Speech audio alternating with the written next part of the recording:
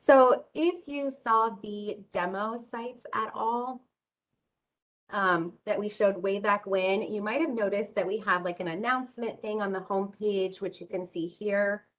Don't pay attention to the fact that these are not matching content with the counties. This is just a local site that I'm working on. You might have noticed that we had an announcement area on the homepage, but then as sites started to come out, there was no announcement page. We just kind of missed that portion. So we've been working really hard to get that set up, and we just released it yesterday. I'm working out a few little kinks on our end, and then I'm going to start making them live on all of the sites that are currently live and the ones that are in development at the time, right now. So any new sites will just be set up automatically. So if you already have a site that's live, this will be coming within the next day or two, and you'll have this ability. If you don't have a site that you're working on yet, then this will be what you get by default. So you can see here that I've got like a little bit of an announcement above the red bar. Double checking to see if I have a page up. I do not. So you have this little announcement area above the red bar. If you don't have anything there, there's nothing, there's no extra space at all. It just kind of acts like there's nothing in there. So you don't have to have anything in this announcement area, but it's there if you need it. Some great use cases for the announcement area are going to be office closures.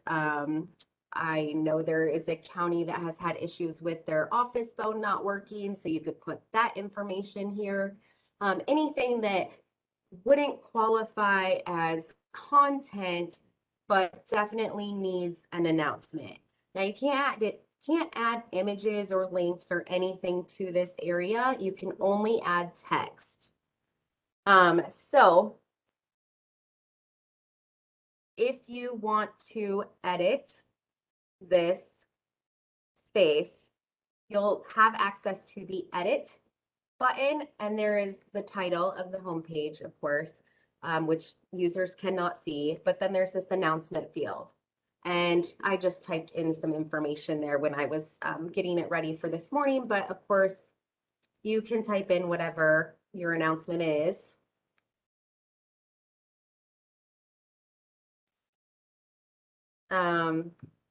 And then hit save.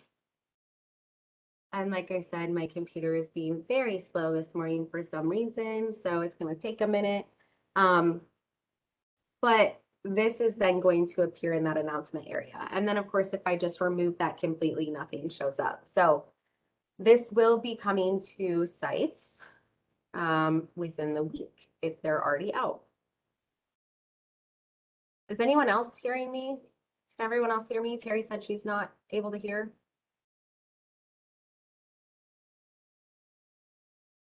Nothing? Okay. Okay. Perfect. Thank you. So this feature will be coming this week for any current sites. Questions on the announcement area for the homepage? There we go. Finally. There you go. Okay. So I'm actually going to work on a preview site so that it will work a lot faster. And this is the mess up that I was talking about, so don't pay much attention to that. But let's pull up a different site. Okay, here we go. So we still have some time, yay. So let's talk a little bit more about the homepage and some different edits that you can make here. And what all this is pulling in from. So this upcoming local events area is pulling from my data, events from my data. So whoever is in your office that is entering all of that information into my data, anything that they enter in is going to show up here. So that's just fed in automatically. And then there is a more events link that's going to take you to a page that gives you even more events. And we are working on a calendar layout instead of just this list layout so that you'll have the option of both.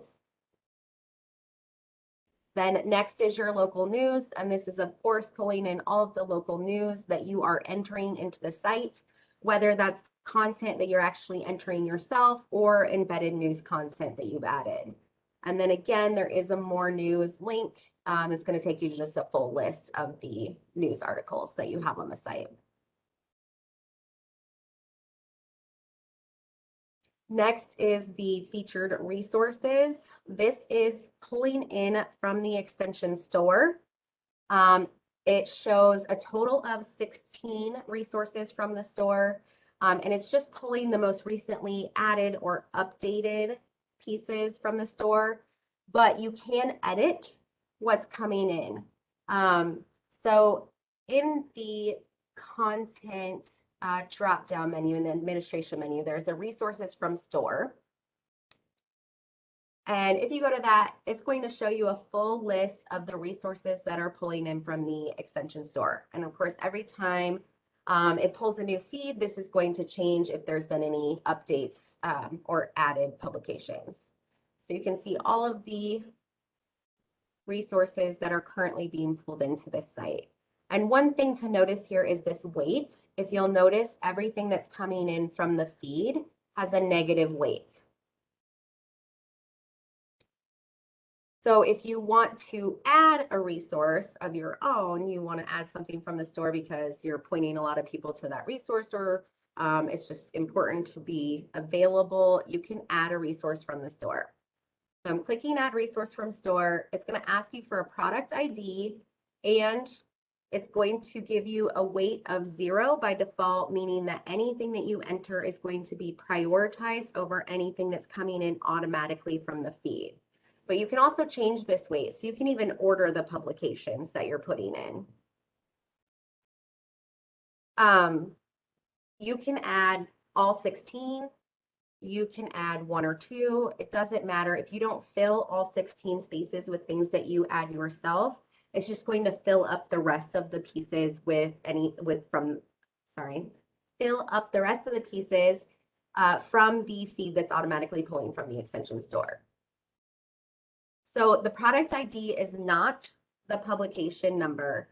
I've got the store pulled up right now. I was looking for something, so I'm just gonna open one of the resources that I was looking at, and it's this record keeping worksheet, corn and soybean.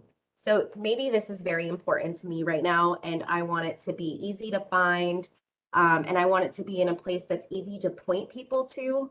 So I want to add it to my featured resources slider. So the product ID is actually these numbers at the end of the URL. A lot of the times it's 5 numbers, but it does vary. So this one is only 3. So I'm just going to copy those, and I'm going to go back to my site and just paste that product ID into the field. I'm going to go ahead and leave it at 0 for weights, but again, you can adjust that if you want to have some more granular control over the order. So as you can see, it's right here at the top of the list, says that it's not coming from the feed, and it has a weight of 0.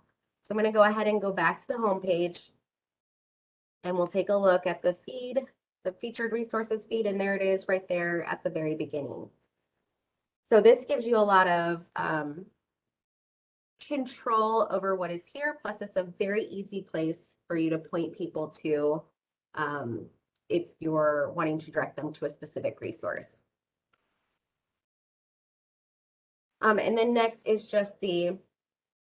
the homepage is just the map of Iowa with your county and then your office hours and contact information. But your contact information is also available in the footer, but this just makes it a little bit more prominent. And then your office hours are also available on the About Us page. That makes up the totality of the homepage. And I'm just going to go ahead and go over one other small thing, and that's going to be the staff page. The staff page pulls in from the extension staff directory, so any changes to profiles have to be made on the extension staff directory. I definitely encourage you to go check out your profile if you haven't already, because there are quite a few instances where we are not getting the right information or not complete information. So that could be the fact that there's no image here or the fact that there's no title, working title here. All of those can be changed in the staff directory and then they'll be updated right here on the site. But this is pulling in alphabetical order by the last name, as you can see. And most of the time, that's not the order that we actually want it to show in. So if you go to content, change staff sort order, you can actually adjust this entire list. It's just a drag and drop interface. So you're just moving things around until you get them in the order that you want them to show up.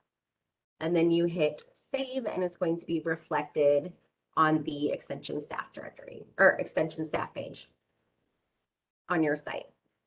I'm not going to save this, but that would be reflected here. Another thing that we get a lot of questions on is the Extension Council page and the list of Extension Council members. This is pulling from my data as well, and each regional director has access to make updates to this list. So if there are errors or someone is missing, your regional director would be the one to go in and change that in my data. But this is also pulling in automatically, so you don't have to worry about making updates to this list. Definitely trying to use resources that we already have within the organization to prevent you from having to do even more work. Does anyone have any questions?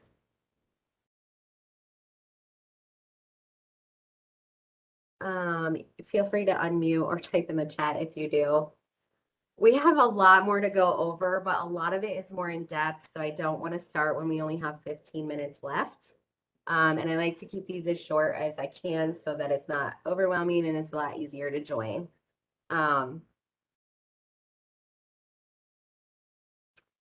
Kathy wants to know if the articles from Extension Store stay on our site until they are taken off by us.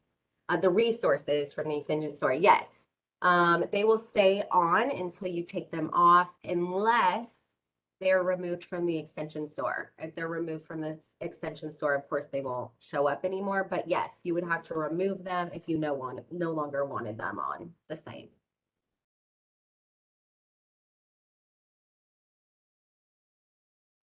Okay, I'm going to go ahead and end the webinar and I will post a recording